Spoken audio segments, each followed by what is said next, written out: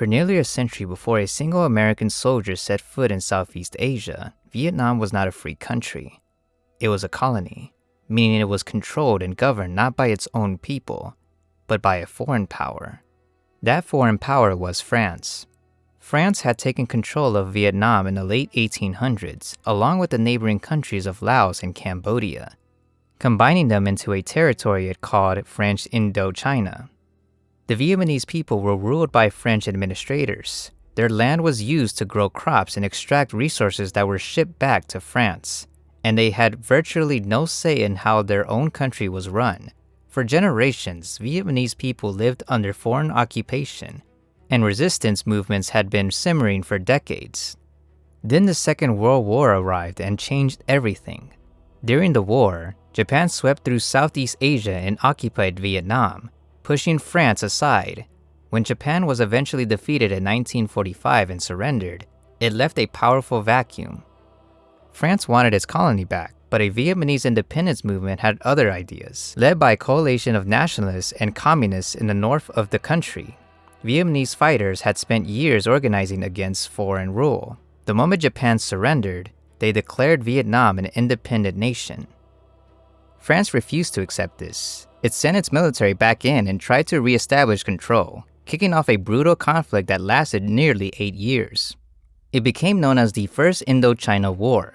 The Vietnamese independent fighters, operating largely from the north, used guerrilla tactics, small, mobile hit-and-run attacks rather than open battles, to wear down a much larger and better-equipped French military force. They had the advantage of fighting on home ground, with the support of much of the local population, and they were deeply motivated. France was fighting to hold on to a colony. Vietnam was fighting for its freedom. By 1954, France had suffered enough. A catastrophic military defeat at a remote outpost in the north of the country broke French resolve entirely. Tens of thousands of French troops were surrendered and overwhelmed in the battle that lasted nearly 2 months. It was one of the most significant military defeats a Western colonial power had ever suffered in Asia, and it effectively ended France's will to continue the war. Peace negotiations were held in Geneva, and an agreement was reached. Vietnam would be temporarily divided into 2 zones at the 17th parallel, an invisible line running roughly across the middle of the country. The north would be governed by the communist independence movement that had just defeated France. The south would be governed by a separate administration that was more aligned with the west. Crucially, the agreement stated that this division was temporary. Within 2 years, nationwide elections would be held across both zones, and the Vietnamese people would vote to choose a single unified government. Those elections never happened. The reason they never happened brings in a new and enormously powerful player, the United States of America. By the mid-1950s, the world had settled into what was called the Cold War, a global standoff between 2 superpowers with completely opposite political and economic systems. On one side was the United States, which championed capitalism and liberal democracy. On the other was the Soviet Union, which championed communism. These 2 powers never fought each other directly. Both had nuclear weapons, which made direct conflict unthinkably dangerous. But they competed fiercely for influence across the globe, funding, arming, and backing opposing sides in conflicts around the world. Vietnam was becoming one of those conflicts. The north of the country was communist, the south was not. American leaders looked at the map and saw the pattern that terrified them. China had become communist in 1949. North Korea had fought to stay communist in a war that ended in a stalemate in 1953. Now Vietnam's north was communist. American strategists developed what they called the domino theory, the idea that if one country in the region fell to communism, its neighbors would follow one by one, like a row of falling dominoes. Vietnam, in their eyes, was a domino that could not be allowed to fall.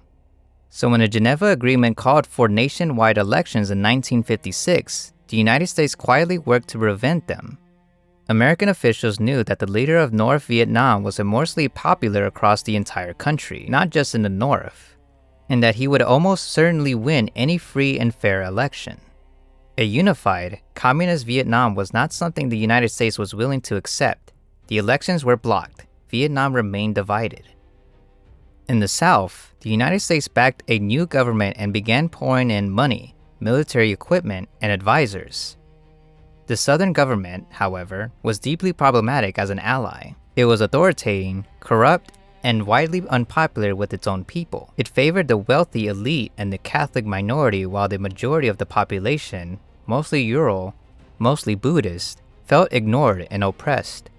Land that had been redistributed to peasants during the war against France was taken back and returned to landlords. People who had fought for the independence were arrested. Protests were crushed.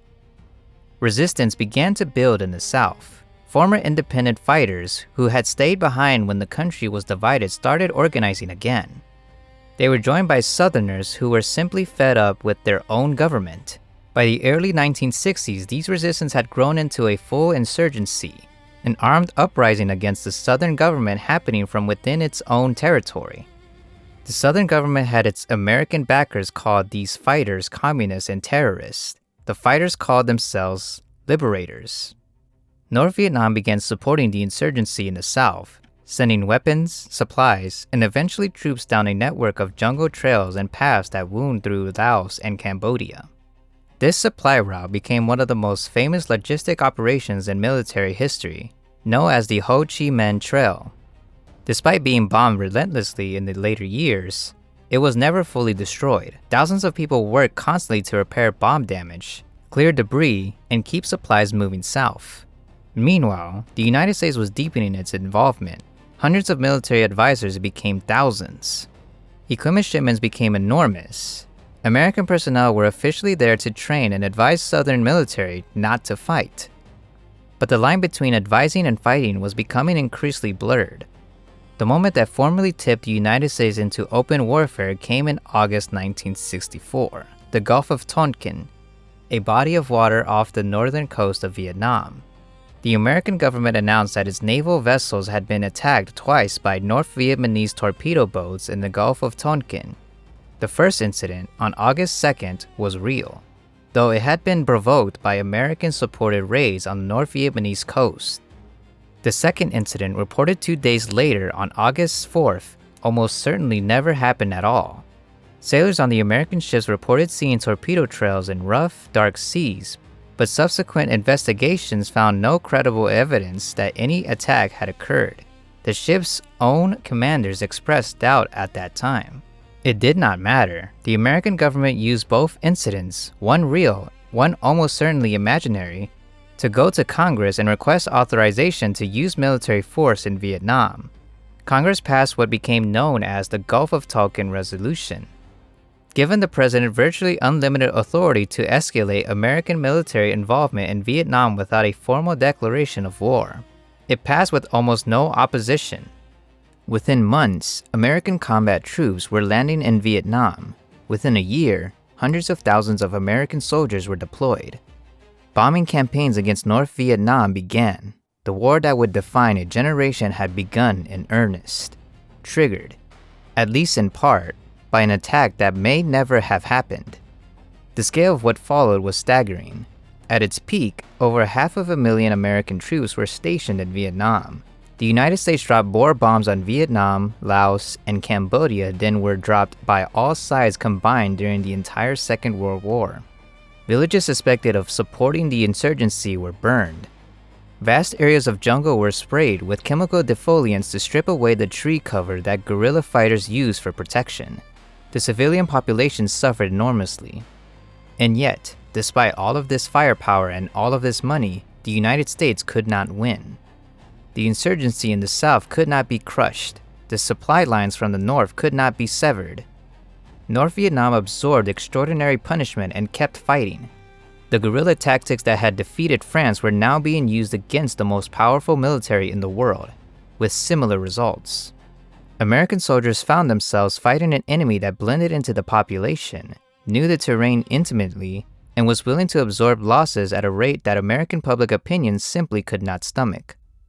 Back home in the United States, the war became one of the most divisive events in modern American history. Television brought footage of the fighting into living rooms across the country in a way that previous wars had never allowed.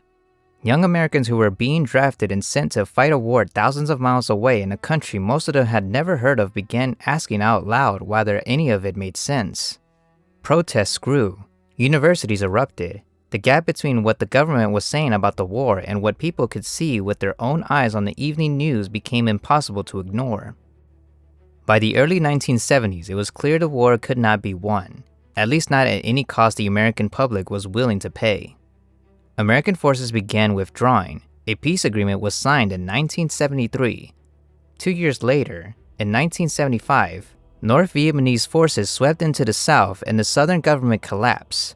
Vietnam was reunified under communist rule, exactly the outcome the United States had spent 20 years and an almost incomprehensible amount of blood and money trying to prevent. The war had claimed the lives of somewhere between 1 and 3 million Vietnamese people, soldiers and civilians from both sides. Over 58,000 American soldiers lost their lives. The countries of Laos and Cambodia, which had been pulled into the conflict, suffered enormously as well. How did it all start? It started with colonial power refusing to let go. It started with a peace agreement that was never honored because one side found the likely result unacceptable. It started with a Cold War logic that sorted every conflict on Earth into a simply binary, communist or not communist, and treated any movement toward communism as an existential threat that had to be stopped, regardless of the local context or the wishes of the people involved. And it started, in its final form chapter, with an incident in a dark sea that may have been entirely invented. The Vietnam War is not just a story about Vietnam. It is a story about what happens when great powers treat smaller countries as pieces on a chessboard rather than as places where real people live. And it is a story about how easily a nation can find itself deep inside a war it never fully chose to enter, fighting for goals it cannot clearly define against an enemy it fundamentally does not understand.